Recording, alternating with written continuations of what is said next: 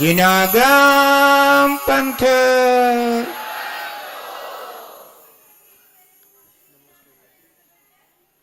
बोलिए परम पूजनीय देवाधिदेव एक खजराट मूलनायक श्री पार्श्वनाथ भगवान की।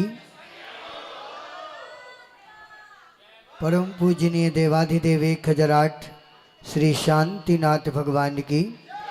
परम पूजनीय सूर्य गच्छाचार्य गुरुदेव श्री विराग सागर जी महामुनिराज की। परम पूजनीय जिनागम पंथ प्रवर्तक भावलिंगी संत राष्ट्र योगी समणाचार्य गुरुदेव श्री विमर्श सागर जी महामुनिराज की। जिनागम पंथ। सभी लोग अपने दोनों हाथ जोड़िए और बड़ी ही विनय के साथ पूज्य गुरुदेव के पावन से चरणों तक अपने नमोस्तु भाव प्रेषित कीजिए। उसी के साथ आज के टुडे सॉल्यूशन में आपके प्रश्न मैं पूज्य गुरुदेव तक पहुंचाऊंगा। हे आचार्य भगवान नमोस्तु नमोस्तु नमोस्तु गुरुदेव। आज का पहला प्रश्न पूछने के लिए तैयार रहेंगे जिनागम पंथी विशाल जैन इंद्रापुरम से। उससे पहले पूछ रहे हैं जिनागम पंथी श्वेता जैन कृष्णानगर दिल्ली से। नमोस्तु आचार्य भगवान। अगर हम अष्टमी या चतुर्दशी एक दिन बढ़ाकर या घटाकर मान लेते हैं और उस दिन का नियम करते हैं तो क्या गुरुदेव हमें उसका प्रायश्चित लेना पड़ता है? नमोस्तु आचार्य भगवान, मार्गदर्शन कीजिए। सबसे पहले तो हम आपको ये कहेंगे कि आप अष्टमी या चतुर्दशी घटाकर या बढ़ाकर मानने वाले होते कौन हैं? आपके अनुसार तो अष्टमी आएगी नहीं, आपके अनुसार चतुर्दशी आएगी नहीं, तो आप एक तो गलत काम करते हैं कि अपनी इच्छानुसार घटाकर बढ़ाकर अष्टमी चतुर्दशी मानते हैं और उसका समाधान भी हमसे पूछना चाहते हैं। यानी आप गलती करें और समाधान भी फिर हमसे पूछें कि आप इसका हमें समाधान दे दो। तो इसका कोई समाधान नहीं है। जब अष्टमी आए, जब चतुर्दशी आए, उसी दिन आपको वह नियम करना चाहिए। ऐसा अगला प्रश्न पूछ रहे हैं जिनागम पंथी विशाल जैन इंद्रापुरम। कॉर्डलेस माइक पहुंचा दीजिए भैया। नमस्ते गुरुदेव। गुरुदेव, देखने में आता है कि जैन धर्म में पहले व्यापार प्रमुखता से होता था, लेकिन आजकल के समाज में जॉब भी एक आजीविका का साधन है। तो इसको देखते हुए गुरुदेव मेरा क्वेश्चन ये है कि जैसे हम लोग जॉब में होते हैं तो हम युवा लोग अक्सर शेयर मार्केट की तरफ आकर्षित रहते हैं।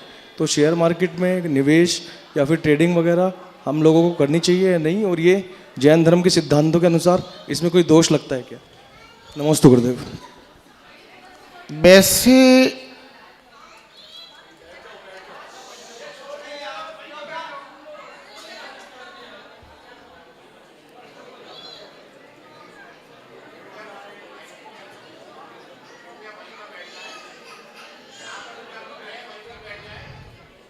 देखिए, आप लोग उधर मत देखो और वो इधर ना देखें। वो क्या रहा है कि आप उधर देख रहे हो, वो उधर देख रहे हो, दोनों एक दूसरे से बात कर रहे हो। सब मेरी ओर देखो।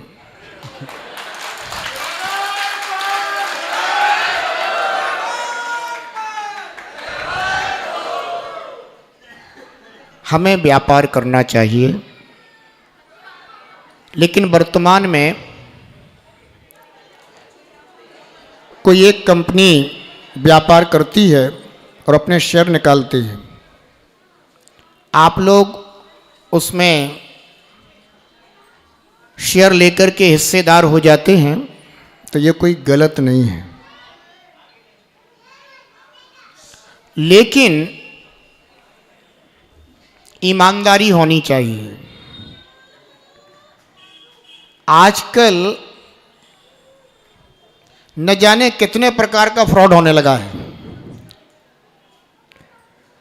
और व्यक्ति उसे पकड़ नहीं पाता है। उसे लगता है कि सब बिल्कुल व्यवस्थित चल रहा है, लेकिन फिर भी व्यक्ति दूसरे को ठग लेता है। तो वैसे देखा जाए तो तो यदि आप किसी के व्यापार में हिस्सेदार बन गए हैं तो वो कोई गलत नहीं है, लेकिन हमें इस बात का विचार जरूर करना चाहिए कि आप जिसके व्यापार में हिस्सेदार बने हैं वो किस चीज़ का व्यापार करता है, वो किस किस चीज़ों में अपना पैसा लगा रहा है। कहीं ऐसा ना हो कि वो गलत व्यापार कर रहा हो और आपका पैसा उसमें शेयर के माध्यम से पहुंच रहा हो, आपको लाभ दिख रहा है लेकिन वो लाभ अधिक समय तक नहीं टिकेगा। जैन कुल में यह कहा गया है कि व्यापार ऐसा करना चाहिए जो हिंसादि दोषों से रहित हो, यानी जिसमें बहुत हिंसा ना हो। तो इस बात का विचार अवश्य किया जाना चाहिए। ऐसा अगला प्रश्न पूछने के लिए तैयार रहेंगे जिनागमपंथी गौरव जैन, और उससे पहले पूछ रहे हैं जिनागमपंथी पूनम जैन भिंड मध्य प्रदेश से। नमोस्तु आचार्य भगवान। पूछ रहे हैं, पहले जब परम पूजनीय आचार्य गुरुदेव विराग सागर जी महामुनिराज ने संघ में अनेक आचार्य भगवंत बनाए थे तो सबने इसके इतने तर्क दिए थे। आज उनके संघ का पट्टाचार्य महोत्सव पूरे देश में उल्लास के साथ मनाया जा रहा है। क्या आचार्य विराग सागर जी को पहले से ही आभास था कि इतना बड़ा इतिहास आगे जाके रचेगा? नमोस्तु आचार्य भगवान, मार्गदर्शन। परम पूज्य सूर्य गच्छाचार्य शुद्धोपयोगी संत गुरुदेव श्री 108 विराग सागर जी महामुनिराज बहुत दूरदर्शी आचार्य थे। आचार्य तो इस धरा पर बहुत हुए हैं, परंतु दूरदर्शी होना ये बिरले ही आचार्यों का कार्य हुआ करता है। पूज्य आचार्य गुरुवर बहुत दूरदर्शी आचार्य थे और उन्होंने समय के साथ ही अपने संपूर्ण संघ को व्यवस्थित कर दिया था। उन्होंने जब संघ विशाल हो रहा था, बढ़ रहा था, तो योग्य शिष्यों के लिए आचार्य पद प्रदान कर दिया। बहुत से लोगों ने बहुत प्रकार की चर्चाएं की कि एक आचार्य के अनेक आचार्य, पर वे सिर्फ चर्चा करने वाले यानी मुंह बजाने वाले लोग ही होते हैं। व्यर्थ की चर्चा करने में किसी किसी को बड़ा मजा आता है, जबकि यह परंपरा तो पूर्व से ही चली आ रही थी।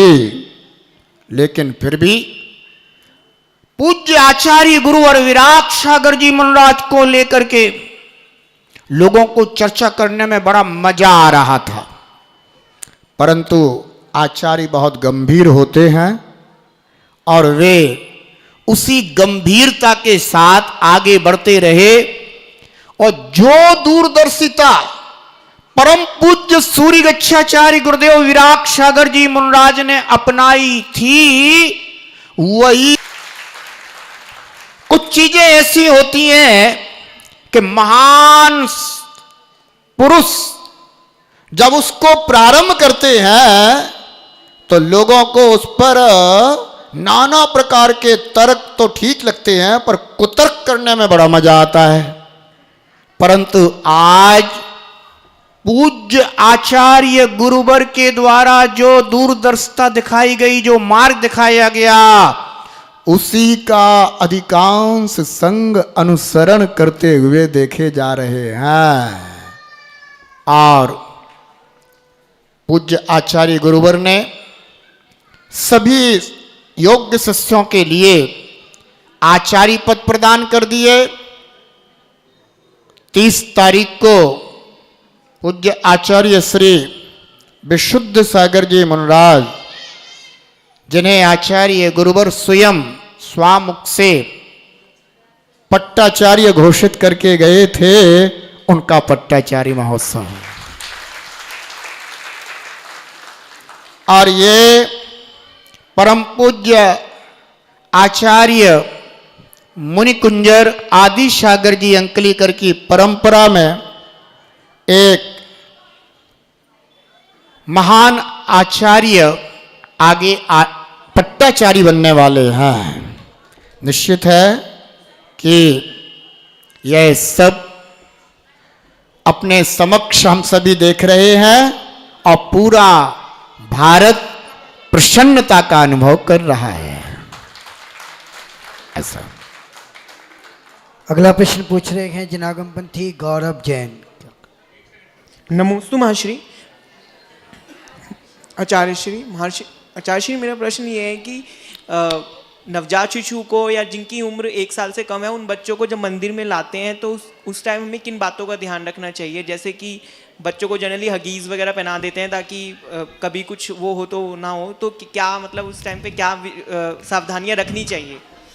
देखिए, अगर बच्चे ज़्यादा छोटे हैं और वे कुछ भी कभी भी और कहीं भी कर सकते हैं तो अच्छा है, या तो उनको पहले से ही व्यवस्थित करके फिर लाना चाहिए, या फिर ऐसे स्थान पर बैठ करके अपने को, या फिर आप माताएं होती हैं, उन्हें बहुत बच्चों का अभ्यास रहता है कि बच्चे कब क्या करने के इच्छुक होंगे, तो उनको सावधानी रखनी चाहिए, क्योंकि बच्चों के लिए तो हम कुछ बता नहीं सकते हैं कि बच्चे ये सावधानी रखें। भाई रखना तो पेरेंट्स को ही पड़ेगा, तो इसलिए पेरेंट्स को चाहिए कि वे स्वयं पहले से व्यवस्थित होकर के आएं, और जब तक बच्चा छोटा है तो एक मर्यादा बना करके रखें, क्योंकि आप कुछ भी पहना करके आएं, कुछ भी गड़बड़ हुआ तो गड़बड़ ही है, उसका तो दोष लगेगा ही। इसलिए या तो ये करें कि बच्चे को घर पे ही किसी को संभलवा करके कि बस हम प्रभु की आराधना वंदना करके आते हैं, और या फिर आप पूरी तैयारी के साथ आए हैं तो उचित स्थान पर बैठ करके आप आराधना करें, जिससे कि अगर कभी कोई परेशानी होती है तो आपको दोष ना लगे। ऐसा अगला प्रश्न पूछने के लिए तैयार रहेंगे जनागमपंथी निखिल जैन नोएडा से, और उससे पहले पूछ रहे हैं जनागमपंथी एक श्रावक हैं जिनने अपना नाम नोट करके नहीं दिया है, मध्य प्रदेश से पूछ रहे हैं। नमोस्तु आचार्य भगवान। पूछ रहे हैं मुनिश्री विनम्र सागर जी ने आचार्य गुरुदेव विराग सागर जी के विषय में कोई विवादित बयान दिए हैं, क्या यह बयान उचित है? उनका वह विवादित बयान सोशल मीडिया पर वायरल हो रहा है। मुनिराज होकर भी अन्य आचार्य भगवंतों की इस प्रकार से अवहेलना करना, क्या यह उचित है? नमोस्तु आचार्य भगवान, मार्गदर्शन कीजिए। पहली बात तो ये कि बिना नाम के जो प्रश्न होते हैं हम उनका कोई समाधान नहीं करते हैं। दूसरी बात ये कि जो उन्होंने बोला है उनके विषय में उनको समाधान दिया जा चुका है, इसलिए व्यर्थ में अब बार बार एक ही प्रश्न नहीं करना चाहिए। हमारा प्रयोजन मात्र समाधान करने का होता है, किसी को परेशान करने का नहीं होता है। ऐसा अगला प्रश्न पूछ रहे हैं जनागमपंथी निखिल जैन नोएडा से। हेलो आचार्य परमेष्ठी गोत्रे वार नमोस्तु सिंडो पोस्ट दीस। अच्छा श्री, मेरा प्रश्न ये है कि आजकल की भागम भाग और कॉर्पोरेट वाली जो जॉब है, हमारी लाइफ है, उसमें आचार्य श्री हम कसाईयों की तीव्रता को कैसे मंद रखें? क्योंकि कोई ना कोई कारण ऐसा आ जाता है ऑफिस में, चाहे जूनियर हो या सीनियर। सीनियर होगा तो हमको धमका देगा और हम होते हैं तो वो जूनियर को धमका देते, मतलब ऐसा है। तो उसमें कसाईयों की तीव्रता को कैसे मंद रखते हुए और हमारे जिनागम मतलब जिन धर्म पे चलते हुए कैसे सामंजस्य बिठाया जाए, उसके लिए मार्गदर्शन करें। नमोस्तु मंच। देखिए, यह जो जॉब करते हुए जिंदगी जी जाती है, जीवन में उतार चढ़ाव तो आते ही हैं, और कहीं पर अपने से कोई बड़ा अधिकारी होता है तो वो कुछ ना कुछ बोल देता है। परंतु एक प्रकृति का यही सिद्धांत है कि यदि किसी बड़े ने कुछ बोला है तो छोटे को सुनना चाहिए, और यदि उचित समय है तो उचित बात कहनी चाहिए, परंतु विवाद नहीं बढ़ाना चाहिए और कषाय नहीं करना चाहिए, क्योंकि कषाय करने से कोई लाभ तो होता नहीं। हाँ, जब भी कोई जवाब दो शालीनता से ही दो, इसका अभ्यास अपन को करना चाहिए। भगवान के सामने जब अपन आते हैं तो कितने शालीन हो जाते हैं। बस भगवान को याद रखो कि भगवान ने यही कहा है कि जब भी अपने अधिकारी के सामने हो तो इसी शालीनता से बात करना। ये भगवान ने कहा है। भगवान की इस बात को याद रखो तो शायद धीरे धीरे अभ्यास से ऐसा होगा, एकदम से नहीं होगा। क्योंकि कभी कभी कोई चीज़ ऐसी भी हो जाती है जो उचित नहीं होती है, अनुचित होती है, और अनुचित जब बात होती है तो फिर मन यही करता है कि जवाब तुरंत दो। परंतु कई बार ये विवेक ये कहता है कि अनुचित बात का जवाब भी तत्काल नहीं देना। ये विवेक की बात होती है, उससे बात बढ़ जाती है और फिर हानि उठाना पड़ती है। तो फिर समय का इंतजार करना चाहिए कि सामने वाला अगर क्रोध में है तो अपन को शांत रह करके उस समय उस बात को पी लेना चाहिए, और बाद में जब वो शांत हो फिर उस विषय पे अपनी चर्चा निकाल देनी चाहिए। तो बात अच्छी तरह बनी रहती है, प्रेम भाव भी बना रहता है।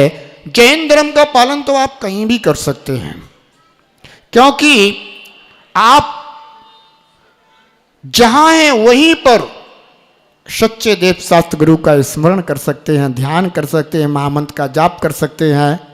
ठीक है ना। जैन धर्म का पालन करने में कहीं कोई दिक्कत नहीं है।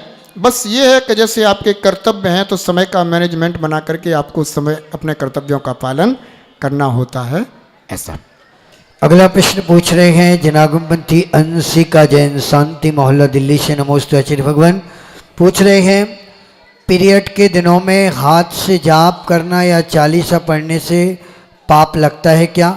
जब हम ना मंदिर जा रहे हैं ना किसी धार्मिक पुस्तक का स्पर्श कर रहे हैं, हमें चालीसा याद है, फिर भी क्या हम चालीसा नहीं पढ़ सकते हैं?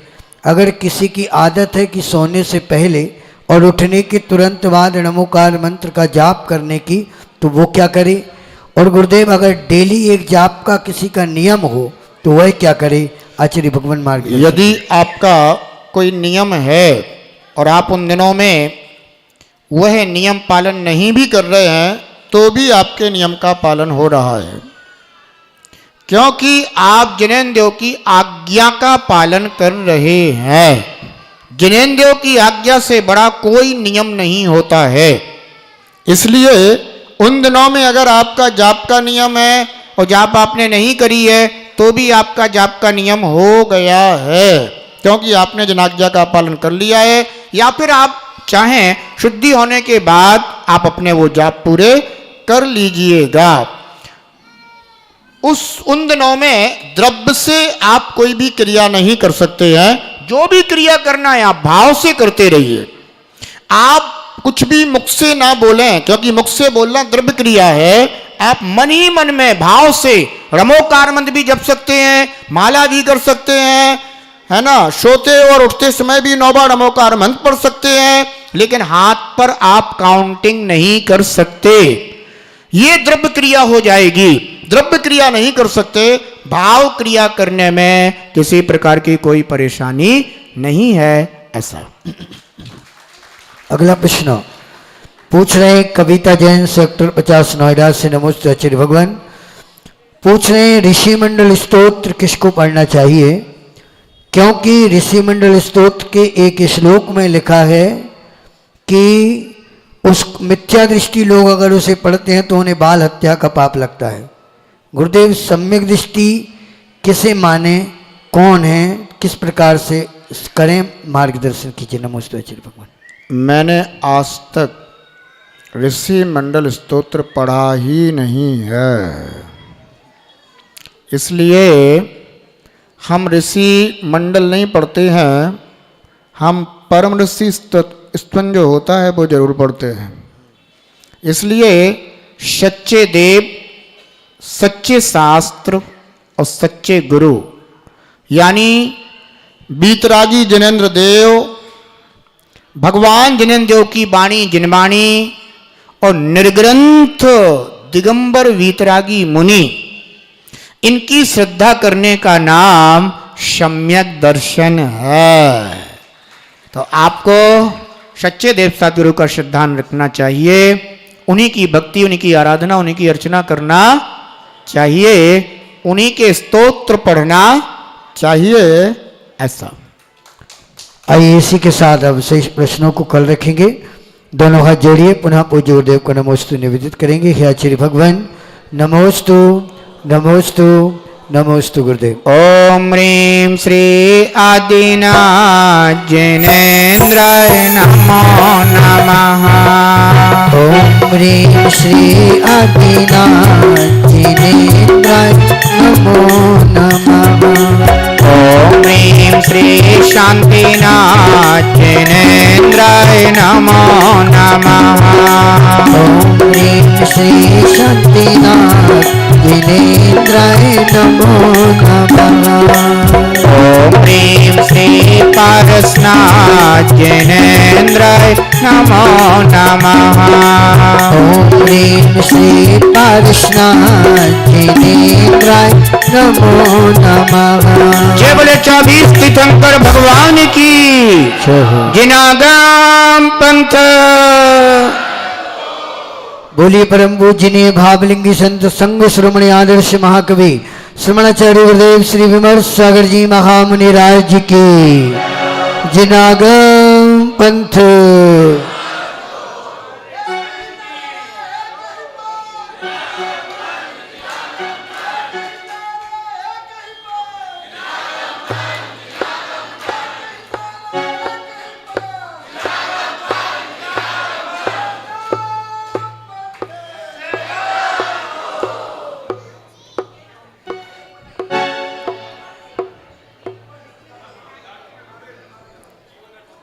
अभी भगवान की भी आरती होगी। जय बोलिए परम पूज्य आचार्य भगवान श्री विराग सागर जी महाराज की। जय बोलिए परम पूज्य आचार्य भगवान श्री विमल सागर जी महाराज की, समस्त मुनि संघ की। आइए गुरुवर की 2-2 मिनट की भक्ति करेंगे। और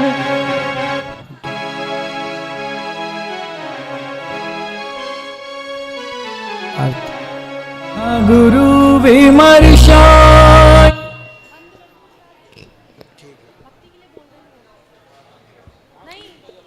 सभी लोग अपने स्थान पे खड़े हो जाएंगे, पूज्य गुरुदेव की मंगल आरती करेंगे। उससे पहले भगवान की आरती करेंगे, फिर पूज्य गुरुदेव की आरती करेंगे। दिल में नाम तेरा है, हो दिल में नाम तेरा है, तू भगवान मेरा है। दिल में नाम तेरा है, तू भगवान मेरा है। ये भक्त तेरा, ये भक्त तेरा, अंजन सा तू चंदा प्रभु मेरा है। आरती नहीं कर रही मैं, भक्ति करा रही थी। भगवान की आरती तो करा, करें। मैं क्या करूं, बोल दिया। और आइए इसके बाद में भक्ति करने के बाद हम आरती करेंगे। जिसका मन है भक्ति करने का वही खड़े होकर भक्ति करेंगे आचार्य श्री के सानिध्य में। दिल में नाम तेरा है, दिल में नाम तेरा है, तू भगवान मेरा है। दिल में नाम तेरा है, तू भगवान मेरा है। भक्त तेरा अंजन तू चंदा प्रभु मेरा है। मैं भक्त तेरा अंजन सा तू चंदा प्रभु मेरा है। और आइए आरती के लिए खड़े हो जाएंगे।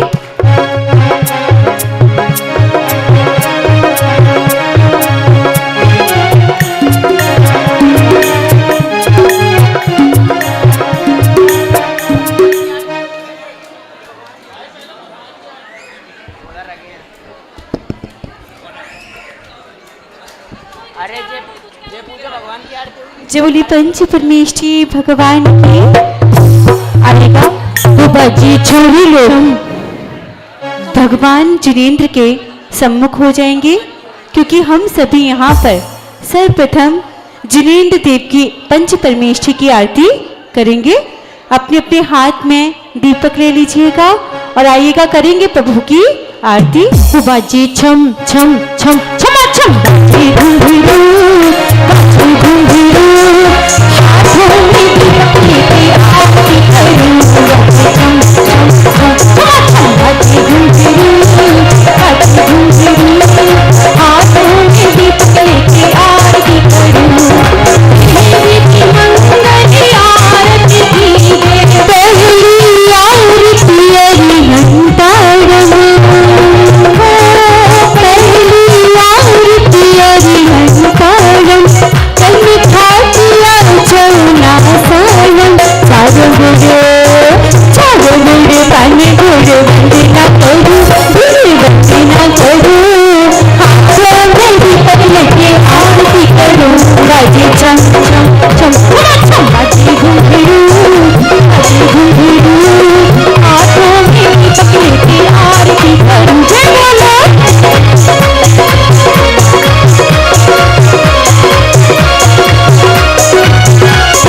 दूसरी आरती श्री से धारम। पानी मोती कलम रे पारम पानी मोती कलम रे पारम। आठों गुड़ पानी गुड़ वंदना करूं गुड़ वंदना करूं। हाथों में दीपक लेके आरती करूं। बाजी छम छम छम बाजी घुंघरू बाजी घुंघरू हाथों में दीपक लेके आरती करूं। और आइएगा अब तीसरे परमेष्ठी आचार्य परमेष्ठी की बात आ रही है तो अपने अपने आचार्य प्रवर जो सम्मुख आपके विराजमान है उनके सम्मुख हो जाइएगा।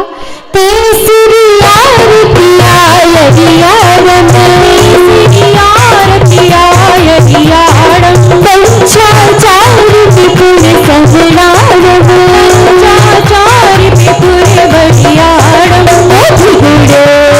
बोधी गुड़ पानी गुड़ वंदना करूं गुड़ वंदना करूं।